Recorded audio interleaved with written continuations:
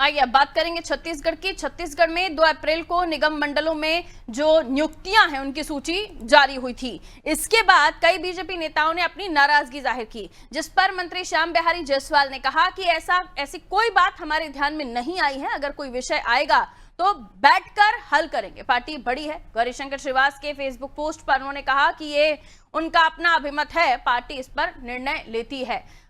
तेंदुपत्ता संग्राहकों को तोड़ाई के बाद चरण पादुका दिए जाने को लेकर मंत्री जायसवाल बोले कि राज्य सरकार के निर्देश पर 7 साल बाद जून में वितरण की तैयारी है। ये करीब 12 लाख परिवारों को दिए जाने की तैयारी चल रही है। चरण पादुका पिछले 2 साल में 500 गड्डी तोड़ने वाले परिवारों को मिलेगा। 35 करोड़ रुपए की स्वीकृति मिल चुकी है। कांग्रेस सरकार आने के बाद चरण पादुका योजना बंद की गई थी। नवंबर 2005 में तत्कालीन सीएम डॉक्टर रमन सिंह ने योजना की शुरुआत की थी। नहीं, ऐसी कोई बात अभी तक तो हमारे ध्यान में आई नहीं है। रात में ही जारी हुआ है। अगर कोई ऐसा विषय आएगा तो बड़ी परिवार है, बड़ा पार्टी है, तो निश्चित रूप से उसको बैठकर हल करेंगे। गौरीशंकर श्रीवास, देखिए, उनका अपना अभिमत है और इस पर पार्टी निर्णय लेगी। देखिए, ये देश के लिए एक सौभाग्य है कि वक्फ संशोधन बिल आया है। ये कोई धार्मिक भेदभाव का संशोधन बिल नहीं था।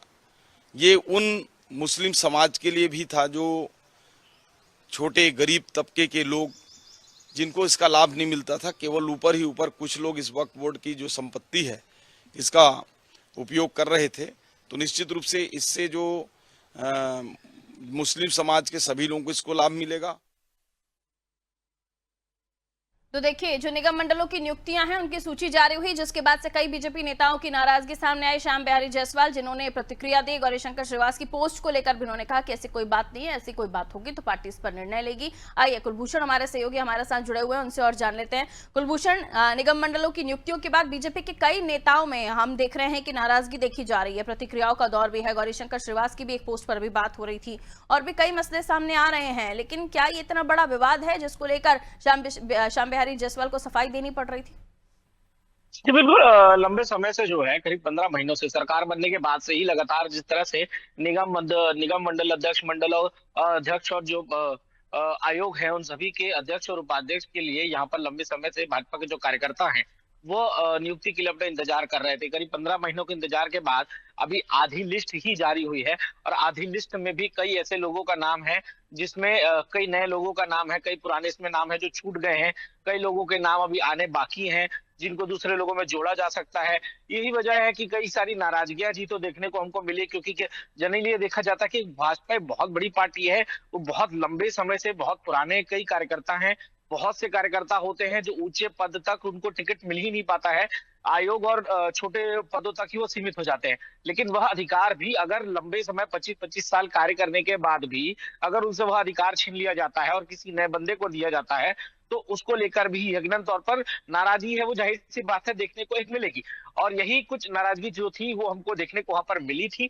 हालांकि जिस तरह से श्याम बिहारी जायसवाल ने ये चीज कहा कि अभी कोई भी हमको नाराजगी, हम तक ये बात अब तक सामने नहीं आई है। अगर हम तक ऐसी कोई बात अगर सामने आती है तो हम इसे बैठकर, हमारी पार्टी की बात है, बीच की बात है, हम इसे बैठकर सुलह मशवरा कर इसे बात करेंगे और जिसकी जो जिम्मेदारी है, जिसका जो कार्य है, जिसका जो नियम अनुसार जिसे जो जिम्मेदारी दी जानी है वह उन्हें दी जानी है। रही बात गौरीशंकर श्रीवास की, तो गौरीशंकर श्रीवास के लिए उन्होंने साफ तौर पर कहा कि वह उनका अपना मत है। अभी सिर्फ पोस्ट आया है, क्या सही मायने में उनका क्या कहना था वो चीज अभी पार्टी के सामने रखी गई है। जो भी चीजें होंगी वो बैठकर इस बारे में बात करेंगे। अब ये देखना होगा कि निगम मंडल की जो दूसरी लिस्ट आती है उसमें अगर कुछ बड़े नेताओं का अगर नाम छूटता है तो क्या प्रतिक्रिया जो रहती है वो कार्यकर्ताओं की हमें देखने को मिलेगी। यानी अभी एक लिस्ट पर थोड़ा सा कह सकते हैं कि पेशेंस और वेट चल रहा है। इधर चरण पादुका को लेकर भी कहा जा रहा था कि जो योजना है उसका लाभ जनता को मिलेगा, उसके बारे में थोड़ा सा एक्सप्लेन कर दीजिए, ज्यादा समय नहीं है जी। बिल्कुल। तेंदुपत्ता को लेकर चरण पादुका दिए जाने का जो नियम था उसे कांग्रेस के द्वारा पर बंद कर दिया गया था। आखिरी बार भाजपा के द्वारा वहां पर दिया जाता था, एक उनके लिए गौरव सम्मान की बात होती थी। तेंदुपत्ता जितने भी लोग कलेक्ट करते थे उसमें जो चुनिंदा लोगों को ये चीज दिया जाते थे, तो उसी को भाजपा ने वापस सरकार में आने के बाद दोबारा से प्रथा जो है वो शुरू की है। चरण पादुका देने के एक नियम है, प्रथा उनकी जो चली आ रही थी, लंबे समय से उनकी चली आ रही थी, उसी प्रथा को दोबारा एक बार शुरू करने जा रही है। लोगों जो आदिवासी हैं उनके क्षेत्रों के लिए काफी महत्वपूर्ण निर्णय है। करीब 12 लाख परिवार हैं जिनको इस योजनाओं का ये लाभ मिलेगा। क्या क्या चीजें इसमें होंगी, क्या नई सूची में इसमें जो जारी किया जाएगा, क्या चीजें इसमें नहीं जोड़ा जाएगा और किस तरह से उनको लाया जाएगा, ये देखने वाली बात होगी। अभी ठीक सिर्फ है, बात हुई है, किस तरह से योजना होगी ये देखने वाली बात होगी। जी लौटूंगी आपके पास, अगली खबर पर आपसे बात करेंगे। तो चरण पादुका योजना देखिए, रमन सरकार के समय पर, तत्कालीन सरकार के समय पर शुरू हुई थी 2005 में। उसके बाद से कांग्रेस शासन काल में इसे 5 साल बंद किया गया, लेकिन अब इसे दोबारा बीजेपी सरकार में शुरू किया जा रहा है। और जो तेंदुपत्ता बीनने वाले महिलाएं हैं, परिवार हैं, उनके लिए बहुत ही महत्वपूर्ण था और उसी को देखते हुए चरण पादुका योजना की शुरुआत हुई थी।